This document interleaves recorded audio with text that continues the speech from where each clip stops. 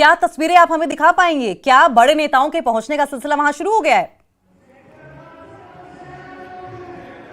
देखिए, बिल्कुल नेताओं के पहुंचने का सिलसिला शुरू हो गया है। हालांकि एनडीए के नेता जो मुख्यमंत्री उप मुख्यमंत्री उनके जो प्रमुख नेता है वो अभी यहाँ पर नहीं पहुंचे, वो पंचकुला में पहुंच चुके हैं और 1:15 बजे के करीब शपथ ग्रहण होगा, तब उससे पहले उनका आगमन होगा। ठीक 1 बजे प्रधानमंत्री नरेंद्र मोदी या मंच के जो शपथ ग्रहण समारोह का मंच आप देख रहे हैं तस्वीरों में, वो यहाँ पर है। जहाँ तक माहौल की बात है तो मैं आपको माहौल दिखा देता हूँ। जो कार्यकर्ता हैं, बीजेपी के समर्थक हैं, जो इस शपथ ग्रहण समारोह को देखना चाहते हैं, उनके आने का सिलसिला शुरू हो चुका है। माना जा रहा है कि करीब 1 लाख लोग इस शपथ ग्रहण समारोह के लिए यहाँ पर शिरकत करेंगे और जो विधायक और पूर्व विधायक या पूर्व मंत्री हैं वो आप देख सकते हैं वो अपनी जगह पर बैठ चुके हैं। और अब जो मंत्री पद की शपथ सैनी के साथ, मुख्यमंत्री पद की शपथ सैनी लेंगे और उसके बाद जो उनके मंत्रिमंडल में होंगे वो मंच पर दिखा देता हूँ। उनके लिए भी कुर्सियाँ लेफ्ट साइड में बिछा दी गई हैं, वहाँ पर उन लोगों के बैठने की व्यवस्था की गई है।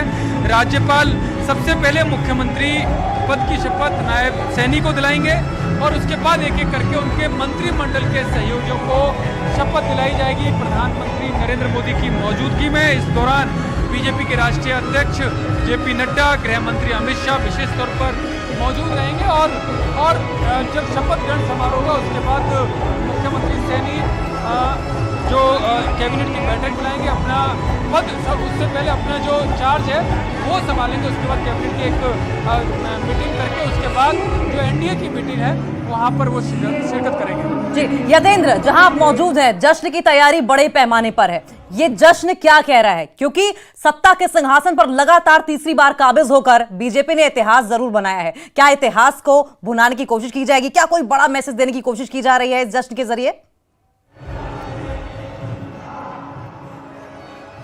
अपना सवाल दोहराएंगे, आपकी आवाज नहीं आ रही। यतेंद्र, ये जो जश्न है, ये जश्न क्या कह रहा है? क्या कोई बड़ा मैसेज देने की कोशिश हो रही है बीजेपी की ओर से?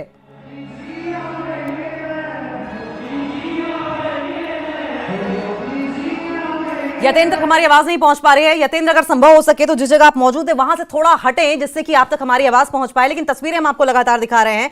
लेकिन जिस तरीके से हमने मंत्रिमंडल का जिक्र किया था कि मंत्रिमंडल कैसा रहने वाला है, पावर बैलेंस की कोशिश की गई है, कास्ट इक्वेशन को ध्यान में रखा गया है, रीजन फैक्टर को ध्यान में रखा गया है और सबसे बड़ी बात तो यह है कि आरएसएस ने जिस तरीके से हमारे सहयोगी भी लगातार हमें जानकारी दे रहे थे, ग्राउंड पर काम किया, बीजेपी की जो काम थे वो जनता तक पहुंचाए, जनता के दिलों तक उतरने में बीजेपी को मदद की। आरएसएस फैक्टर भी काफी हद तक ध्यान में रखा जाएगा, दलित फैक्टर ध्यान में रखा जाएगा। अगर कास्ट की बात करेंगे तो पंजाबी फैक्टर ध्यान में रखा जाएगा। और दलित फैक्टर का हम जब जिक्र कर रहे हैं तो देखिए टीवी स्क्रीन पर आपको वो तस्वीरें भी देखने को मिल रही हैं जब महर्षि वाल्मीकि रामायण के रचयिता के मंदिर पहुंचे थे पंचकुला में नायब सिंह सैनी अपनी धर्मपत्नी के साथ, अपनी अर्धांगिनी के साथ।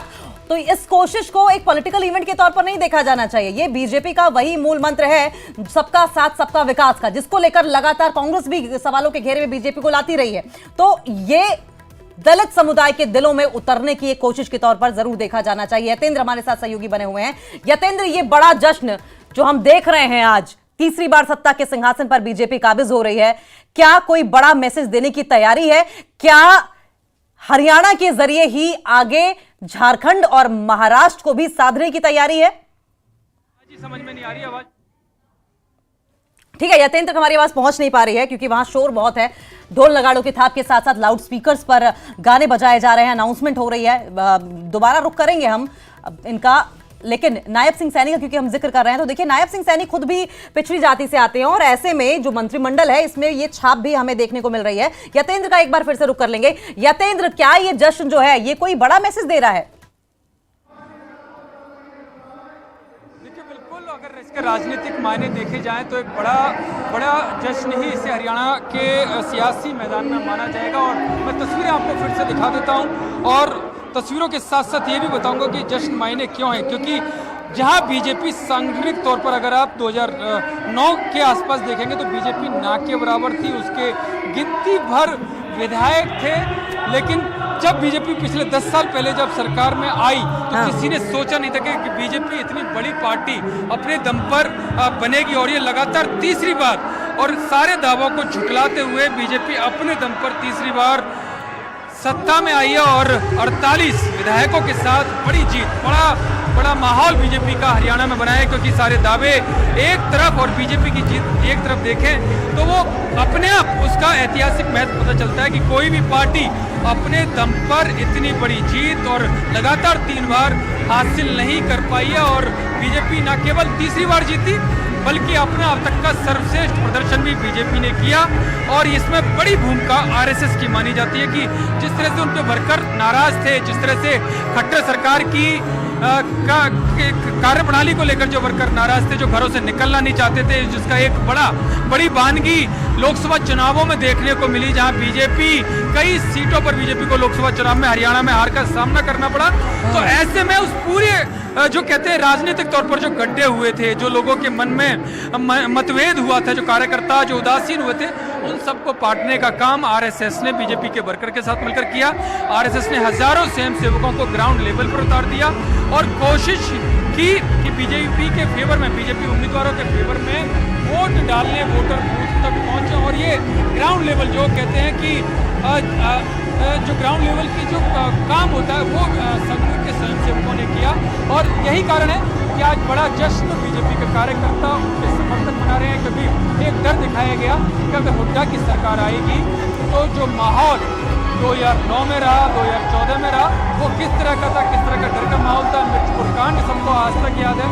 तो उन सब बातों को याद दिलाने का काम किया तो संघ के स्वयंसेवकों ने किया। और शायद यही कारण था कि जो बीजेपी का वोटर उदासीन बना हुआ था, जो बीजेपी का कार्यकर्ता काम करने के लिए तैयार नहीं था, वो खुद भी वो बूथ तक गया और दूसरे वोटरों को भी बूथ तक ले गया। और ये उसका नतीजा ये आया कि 48 विधायक बीजेपी के जीत कर। ठीक है, यतेंद्र बने रहिए हमारे साथ, क्योंकि हम वीवीआईपी मूवमेंट का भी लगातार जिक्र कर रहे हैं। तो ये ख्याल रहे कि तमाम जो बीजेपी शासित राज्यों के मुख्यमंत्री हैं, उप मुख्यमंत्री हैं, वो तो पहुंच ही रहे हैं, लेकिन और राज्यों से भी चीफ गेस्ट पहुंच रहे हैं। पवन कल्याण जनसेना के नेता हैं और आंध्र प्रदेश के डिप्टी सीएम है, पर्यावरण मंत्रालय भी उनके पास है, वो भी पंचकुला पहुंच गए हैं। ये जानकारी निकलकर सामने आ रही है। एक बार फिर से यतेंद्र का रुख करेंगे। यतेंद्र, पॉलिटिकल एनालिसिस क्या कहता है, क्योंकि हवा कुछ और थी, अनप्रेसिडेंटेड ये जीत निकलकर सामने आई है, क्योंकि एग्जिट पोल्स में कांग्रेस विन विन सिचुएशन में दिखाई दे रही थी। क्या ये बीजेपी की स्ट्रेटेजी का हिस्सा था या कांग्रेस कहीं ना कहीं आपको ओवर कॉन्फिडेंस नजर आई? देखिए, हवा कुछ और नहीं थी, हवा बीजेपी के फेवर में थी। उसको भांपने की जो गलती लोगों ने की उसको हवा का नाम दे दिया गया। आकलन सारे झूठे साबित हुए, क्योंकि ग्राउंड लेवल का जो एनालिसिस था वो शायद किसी के पास नहीं था। वो जो परसेप्शन था, उस परसेप्शन को ही वो असली लड़ाई मानकर बाकी के जो रणनीतिकार थे, जो राजनीतिक के आकलन करने वाले लोग थे, वो उस परसेप्शन को ही आधार मानकर चल रहे थे।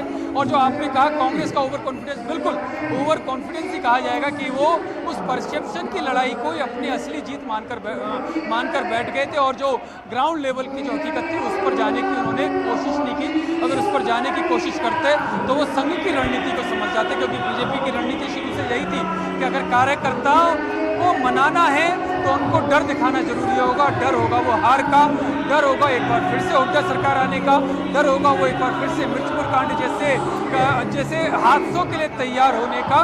तो उन सब बातों को याद दिलाने का काम संघ ने किया। और वो काम केवल तभी हो सकता था जब ग्राउंड पर काम हो, और ग्राउंड पर काम करने में माहिर संघ के स्वयंसेवक माने जाते हैं। और उन्होंने बीजेपी रणनीतिकार, जिसमें धर्मेंद्र प्रधान चुनाव प्रभारी रहे, उसके अलावा सह प्रभारी विप्लव देव, सुरेंद्र नागर, सतीश पुनिया प्रदेश के प्रभारी रहे, इन सबकी जो चौकड़ी ने गृह मंत्री अमित शाह के नेतृत्व में काम किया और संघ के दिशा निर्देशों के अनुसार जिस तरह से रणनीति के आधार पर काम किया, उसका नतीजा था कि 48, जो मैं बार बार कह रहा हूँ, बीजेपी का अब तक का सर्वश्रेष्ठ प्रदर्शन, क्योंकि बीजेपी कभी सांगठनिक तौर पर हरियाणा में कभी बहुत अच्छी पार्टी नहीं मानी जाती थी। पिछले 10 सालों को छोड़ दें तो उससे पहले बीजेपी का कभी कोई बड़ा जनाधार नहीं रहा। बीजेपी 2, 3, 4 सीटों पर ही हमेशा सिमट कर रही, लेकिन वो अपने दम पर सरकार लाई और तीसरी बार की सरकार बनी। तो ये बताता है कि ग्राउंड लेवल की जो रणनीति होती है, ग्राउंड लेवल पर जो काम किया जाता है, उसके क्या मायने हैं। ठीक है, यतेंद्र आप बने रहिए हमारे साथ। जरा एयरपोर्ट की तस्वीरें भी हम लगातार हमारे दर्शकों को दिखा रहे हैं। उत्तराखंड के मुख्यमंत्री पुष्कर सिंह धामी की आप तस्वीर देख रहे हैं, डिप्टी सीएम यूपी के केशव प्रसाद मौर्य, ब्रजेश पाठक की तस्वीर इस वक्त आप देख रहे हैं। थोड़ी देर पहले आपने देखा था पवन कल्याण जनसेना के मंत्री नेता है और आंध्र प्रदेश के डिप्टी सीएम है, पर्यावरण मंत्रालय भी संभाल रहे हैं, वो भी पहुंच गए हैं। इससे पहले आपने देखा था कि रामदास अठावले पहुंचे थे, गुजरात के मुख्यमंत्री पहुंचे थे। तो वीवीआईपी मूवमेंट शुरू हो गया। गया है, पंचकुला पहुंचने का सिलसिला लगातार जारी है। और आपको बताएं 12 बजे प्रधानमंत्री नरेंद्र मोदी के पहुंचने का समय बताया जा रहा है। लगभग 12:30 बजते बजते मंत्रिमंडल का जो स्वरूप है वो पूरी तरीके से निकलकर सामने आ जाएगा। लेकिन क्योंकि हम ग्राउंड जीरो पर काम की बात कर रहे थे, ऐसे में हम एक बार फिर से यतेंद्र का रुख करेंगे। यतेंद्र, बीजेपी पर तमाम सवाल या निशान लगाए गए कांग्रेस की ओर से, विपक्षी पार्टियों की ओर से, कि सबको साथ में लेकर नहीं चलती है। ऐसे में बीजेपी से मुख्यमंत्री जो बनाए जा रहे हैं नायब सिंह सैनी पहले पहुंचते हैं वाल्मीकि मंदिर, क्योंकि आज वाल्मीकि जयंती है। और क्या वाल्मीकि मंदिर पहुंचकर वहां से भी कोई संदेश देने की कोशिश है? क्या सबको साथ में लेकर और सबका विकास सबका साथ का जो नारा है, मूल मंत्र है, ये भी एक तरीके से धरातल पर दिखाने की कोशिश बीजेपी की ओर से की जा रही है? क्या इसमें भी आपको किसी तरह की कोई रणनीति दिख रही है? देखिए अंकिता, अगर बीजेपी और आरएसएस को जानेंगे, अगर इसको जानने वाले अच्छी तरह से जानते हैं कि जो बीजेपी और खासकर संघ जो काम करता है, वो उसमें एक लाइन बोली जाती है, पूर्व योजना और पूर्ण योजना। यानी कि योजना पहले से सही तरीके से ग्राउंड लेवल पर काम करके बनाई जाए तो वो कंप्लीट यानी कि पूर्ण जरूर होती है, और वहाँ तक पहुँचाने का काम जनसेवक इसी आधार पर करते हैं। और जहाँ तक जो आप वाल्मीकि मंदिर की बात कर रहे हो, तो बड़ा सोच